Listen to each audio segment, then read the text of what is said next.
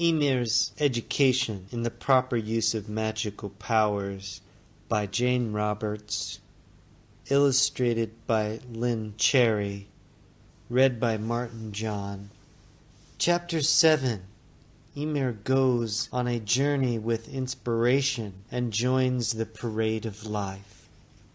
"I still think that Emir is just asleep," the queen said. "That doesn't make sense," the king replied. "If he really left his body, I don't know where he could have gone because I don't see him anywhere." The wise old owl said, "If Emir went out of his body, there wouldn't be anything to see, would there?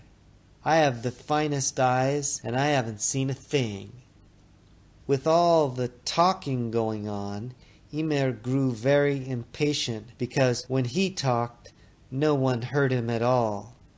It was all very mysterious, but great fun. Emir wanted to try flying again, but not too high, and he found himself skimming just above the ground. Then he went just a bit higher and flew past 3 starlings who were sitting on a tree branch. "Look!" Emir shouted. "I can fly!" But the birds paid no attention. Then a voice said, "You've invented dreaming too, but you don't realize it yet." Emir turned around, right in the air, and there beside him was the little girl named Inspiration. "Stop flying around in circles," she said. "You make me dizzy. Come over here and sit down." And suddenly a little red velvet chair appeared several feet below Emir, and with a whoosh he was plopped right down through the air and seated on the chair's red cushion. His legs dangled out into the sky. When Emir got over his surprise, he adjusted his one earring and said, "How did you do that? And what's dreaming? And how come you're so smart?" "Because I'm Inspiration, dummy," she said. For a minute Emir didn't say anything at all. For one thing, he wasn't used to being talked to that way. For another, Inspiration's long dress kept changing colors, from white to yellow to red to green to blue, and in a split second, and he'd never seen anything like that before. "I'm not a dummy," he said finally. "Well, sometimes you aren't too bright," she replied. Emir decided to let the remark pass. "What's dreaming?" he asked. "In a way, it's what you're doing now," Inspiration answered. "There's your body asleep on the ground, but your spirit is up here, having its own adventures. That's dreaming, or part of it anyhow. No one did it before because they didn't know that they could." Someone below shouted loudly, "Emir, are you around someplace?" "Up here, in the red chair," Emir called. "They can't hear you," Inspiration said, "dummy." This time Emir got angry. "How come you're so impolite?" he demanded. "It isn't nice to call people names." "Inspiration doesn't have to be polite," she said. "Anyhow, we'd better get going." "Where?" Emir asked. "Why, to the land of the dead. Where else?" "What are you waiting for?" But Emir decided to be cautious. "How do we get there?" he asked. "Do we go by boat? I'm not sure I'm up to another journey like the one I've just been through. I know we can't go by airplane because planes haven't been invented yet, or motor cars." Emir paused and said, "We don't even have bicycles yet. We aren't going by horseback, are we? My mother is a very good rider, but I never learned the knack." "Oh, Emir, sometimes you're such a ninny," Inspiration said. We'll fly through the air to the land of the dead, and we won't need airplanes. Or wings, either. Emir forgot that he'd found flying such fun. After all, he'd only flown fairly close to the ground. Even birds can't fly without wings, he said stubbornly. He wouldn't budge from his red velvet chair. Emir, you're way up in the sky now, Inspiration said, deciding that she'd better be patient. You got here without any trouble, didn't you? Yes, but I didn't have the time to think about it, Emir said, feeling like a sissy. Oh well, if that's all that's bothering you, Inspiration said. Before Emir could even think about leaving his chair, he and Inspiration suddenly went flying through the air, both invisible, of course. Emir was still in his red velvet chair, hanging on for dear life, while below him the earth looked further and further away. The sky turned very dark.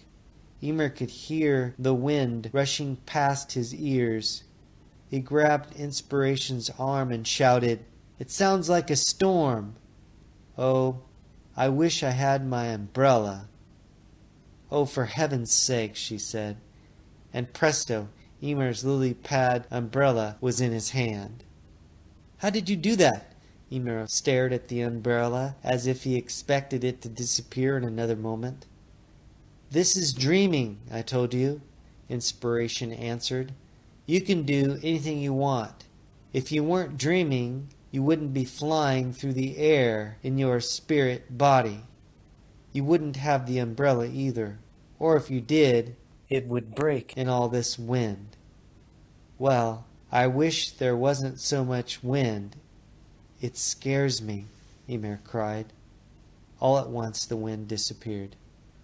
"See," Inspiration said, "I told you. When you're dreaming, you can do anything you want. For that matter, I'll give you another clue. You really don't have to go to the land of the dead either. I mean, it's just the other side of the land of the living. A penny has two sides. Well, pretend that one side is the land of the living and the other side is the land of the dead. You just flip the penny over." "We don't have pennies yet, and you know it," Emir said. "You'll have to think of another example." "Well, anyway, you sort of flip your thoughts over, and there you are," Inspiration answered. "I'm not flipping over anything," Emir said. "Not miles up in the sky with only this chair to hold me up. I told you, you don't need the chair either." Inspiration shook her head and added, "Really, Emir." Emir gulped. The wind was gone, but everything was still very dark, and he felt himself moving very swiftly through the air. Only he couldn't tell which way was up or down or sideways. "Remember, I told you that you were dreaming," Inspiration said. "I'm not dumb," Emir retorted. "You told me 10 times if you told me once more." Inspiration grinned and said, "I'm glad we got that settled, that's all. Well, dreaming just means that you're awake in another kind of world. So if you really believe me, then open your eyes and we can put this silly journey to an end." "Open my eyes?" Emir asked. He had them shut so tight they felt buttoned. "Come on," Inspiration coaxed. The minute Emir decided that Inspiration must really know what she was talking about, his sense of motion stopped. He opened his eyes. Then he closed them and opened them again, because what he was seeing was very strange indeed. It was on a modern city street, though he didn't know it, of course. He saw at once 5 bicycles, 20 cars, 2 buses, 5 street lights, and countless people walking about, many of them carrying umbrellas. And overhead, an airplane zoomed through the sky. "I can't believe what I'm seeing," Emir cried. He was so excited that he didn't even notice it was raining. "This can't be the land of the dead. We must be in the wrong place. Everyone looks alive to me," he cried. "That's the point," Inspiration replied, laughing. "The people are alive in another time. That's all." "What?" Emir asked. He couldn't take his eyes off the buses, which looked like metal animals, though he knew they weren't, even though he didn't know what metal was. If everyone was alive at the same time on the same planet, there just wouldn't be enough room to hold them all, Inspiration said. It would be impossible. So everyone takes turns. Emir just gasped as trucks and automobiles rumbled by. "Those people would say that you were dead," Inspiration explained in a rather superior tone. "Why, I'm as live as anybody," Emir yelled angrily. "Exactly," Inspiration replied. "You're in your spirit body, that's all. You left one lifetime, and you're visiting another. Actually, you're going back to your regular body. If you were going to stay here, you'd have to have a new body that was born here." Emir frowned. There were quite a few things he didn't understand. The traffic was making such a racket that he couldn't think straight. Besides this, Emir was fascinated by the people who wore the oddest clothing he'd ever seen. Not one little boy wore an earring or red stockings or slippers with bells on them. He shook his head and tried to concentrate. "But," he said finally, "death hasn't really been invented yet, has it? No one in my father's kingdom has ever died. Nothing has, as far as I know, and no one knows how to do it." Inspiration shook her head sadly. "Right," she said. "You invented the idea of death, but you haven't really tried it out yet or decided to do it. This is sort of a trial run, to see what happens and where you go. But if you don't invent death itself, then none of this will happen. These people just won't exist because there won't be any room for them. Or these people either." Emir's head was spinning because suddenly the scene changed, and instead of streets with automobiles and buildings, there was a parade winding along a wide boulevard that came from so far away that Emir couldn't see the beginning of it, and went so far ahead that he couldn't see where it was going. He and Inspiration were at the side of the road, Inspiration standing, and Emir in his red velvet chair. Emir leapt to his feet at once, though clapping his hands and shouting. The procession was spectacular. There were princesses and queens and kings and soldiers and monks and court jesters and prancing horses and bands and cymbals and children throwing flowers and 1,000 different flags waving in the wind. "Who on earth are all those people?" Emir cried. "They're all in life's parade," Inspiration said. "They're moving from one life to another. See that soldier? He's going to be Napoleon, a famous general. And there's a man called Michelangelo. He'll be a great artist. That woman over there is Shapahu. She'll be a famous poet. And there's Joan of Arc, who will do her country an important service. And there is one of the queens of England. And that man will be Confucius. And, hey, I'm Emir. Emir shouted, waving to each person that inspiration pointed to. The music from all the bands was so rousing that he stamped his feet in rhythm. Birds of all kinds and colors flew in the air above the procession, and animals of all varieties were interspersed with the people. "Oh, I forgot to write everything down in my mental notebook," Emir cried. "I hope I remember it all." But just as Emir spoke, the entire scene vanished. Not just the parade and bands and people and animals, but the boulevard and the sky and the ground as well were gone. Emir felt that somewhere the bands were trying to play and the parades were trying to march and laugh and shout, and to no avail. Some invisible veil prevented all the music and all life.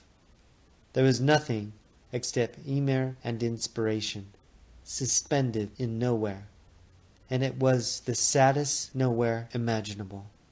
"What happened?" Emir cried. "If death isn't invented, there won't be any parade of life," she said, "because the first creatures and people and plants will insist on staying in one life forever, until the earth is so crowded that there isn't any room for one more seed or flower or animal or, well, anything at all." Emir was suddenly crying so loud that inspiration had to shout to make herself heard through all the noise that Emir was making. "That's terrible," Emir sobbed. He paused to get his breath and said, "I am still not clear about how to invent death, and even if I did invent the idea of it, there must be millions of details to be taken care of." He paused again and asked tearfully, "You sure? No Michelangelo or bicycles either?" "I'm sure," Inspiration said, looking very dejected herself. "No cities or artists?" he asked. "That's about it," Inspiration said. "Well, how do I invent death, then?" Emir asked, gulping. "You join the parade of life," Inspiration answered, and as she spoke, instantly the entire parade was back again, filling up the boulevard, which also appeared once more. There were braying donkeys and meowing cats and barking dogs and people of just about every description. Emir held his breath. "When do I jump in?" he asked. "Any time at all," Inspiration answered. "And when you do, you jump in for everyone else as well." Emir stared at the parade again. He said, "I'll count to 3 and then I'll jump in." He counted to 3. "Well, make up your mind," Inspiration said. Emir scowled at her. He counted to 3 again. Then he moved his little red chair out of the way and took one more step, then another, and suddenly he was right up in the front of the parade, with Inspiration beside him, and he carried a sign that read, "The parade starts here." Once he stepped into the parade and found himself at the head of it, Emir felt so good, so energetic and full of ambition, that he thought he could conquer any challenge, no matter how big. He really felt brand new. Never before had he seen such a clear morning sky, with the sun so bright. The air was slightly cool, so he really felt like marching. His legs wanted nothing more than to do exactly what they were doing. His lily pad umbrella was just right for keeping the sun out of his eyes. Behind him, Emir could hear the good-natured shouts of the other paraders. Now and then groups of people broke out in song, each one in a different language, and Inspiration translated the songs for Emir, who hummed along with the music. The path was strewn with flowers, and beside the boulevard grew all kinds of lilacs, corsises, and violets, and the trees were all in bud. At first Emir didn't see any significance in this at all. A little later, though, he noticed that completely different flowers grew beside the road.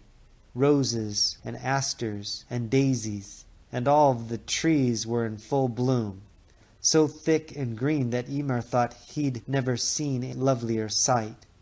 The air became warmer, balmier, and the paraders marched more slowly and sang slower, dreamier songs. Then gradually all of that changed too.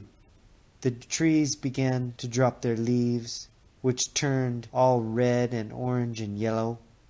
A new exhilaration swept through the air and through the people as well, and Emir himself marched with a smarter, quicker step. The grass turned brown, and the sky seemed immense and even wider than before, with fast winds chasing gigantic white clouds across the heavens. "What kind of magic is this?" Emir asked. The bells on his red slippers jingled, and his earring banged gently against his ear in the wind. "Don't you understand yet?" Inspiration asked, back to her rather impatient manner again. "I thought you'd catch on way before this." Her dress was all gold and orange now, and her hair had turned a rich brown. Emir felt rather dumb again, but he was terribly curious too, so he only said, "Just tell me what's happening." Then he almost stopped right in his tracks because everything suddenly turned white. Crystal bubbles hung from trees. The leaves were gone, and so were the flowers. Instead, snow fell everywhere. Emir's umbrella protected him, but some snowflakes settled on his slippers, and the snow crunched beneath his feet. He turned around. The people's songs began to make so much noise, and he really blinked in astonishment because he saw his first sleds. Behind him, the people were passing hot drinks back and forth, and singing sleighing songs. Bright blankets covered the horses' backs, and all the animals were frisky and prancing in their own ways. And before Emir could even ask Inspiration for a sweater, once again he felt a warmth in the air. The snow disappeared, and tiny flowers began to peek up by the roadside. "There," Inspiration said, with great satisfaction. "Don't you see what happened? When you jumped into the parade of life, you automatically invented the seasons. Now, each plant will have its own best time to grow, giving everything its own special season." "I invented all that?" Emir asked. He was quite incredulous. "Well, sort of," Inspiration answered. "It all happened automatically or magically, once you decided not to be greedy and live forever in the same place and time." "Oh," Emir said, but he wasn't sure that he understood at all. "Now, for heaven's sake, watch what happens next," Inspiration said, "and you'll see what I mean." "I hope it doesn't take too long, whatever happens," Emir answered. "My father is going to worry and wonder where I am." "Well, your regular body is right back where you left it sleeping," Inspiration replied. "So your parents know where it is anyway. You have been sleeping for much longer than usual, though. Long enough so that everyone can see that your spirit left for a while, so you can explain the whole thing when you get home." Emir grinned, thinking of his parents' happiness when they discovered that most of their problems were solved, or would be. And as he thought about his parents, Emir forgot the parade for a few moments. Then he noticed that something was different again. There wasn't nearly as much noise as there had been. He turned around and stared. People were leaving the parade in droves as far back down the line as he could see. Instead of just flowers and trees, the boulevard was lined with roads going off at angles to different cities and countries and civilizations. As Emir turned around, the people all waved and shouted, "Goodbye, Emir, and thank you." "Where are they all going?" Emir asked, astonished. "They're leaving for their own times," Inspiration replied. "Each road leads to a different century, too. Look, there goes Napoleon." "Goodbye, Emir," Napoleon shouted, and he rode off on a fine horse toward a red sign that read, "Exit for 18th century France." "And there goes Chapeau," Inspiration said, pointing to a lovely woman in a blue gauzy gown. "Goodbye," Emir called Chapeau, and she walked gracefully toward a sign that read, "Exit for ancient Libos." By now so many people were leaving at once that of course Emir couldn't keep track, and certainly he couldn't shout goodbye to all of them, though he tried.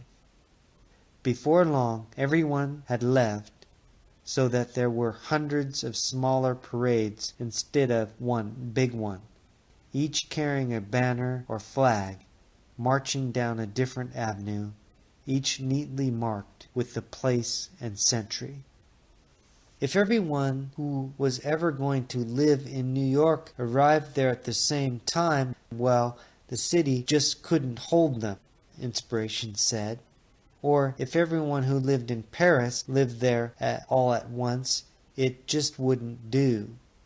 So the people choose their times. "What are New York and Paris?" Emir asked. "They're the names of great cities," Inspiration replied. "But they wouldn't exist at all if there weren't seasons, or if people didn't die. So the people are waiting for their centuries to come up. They'll just pick a number and wait till it's called." "It sure is quiet with all the people gone," Emir said. "It'll be quieter yet if you don't convince the creatures in your father's kingdom to accept the seasons," Inspiration answered. "If you fail, those people will never get a chance to be born at all." "I thought you said that I already had invented the seasons," Emir cried. "I thought it was all settled."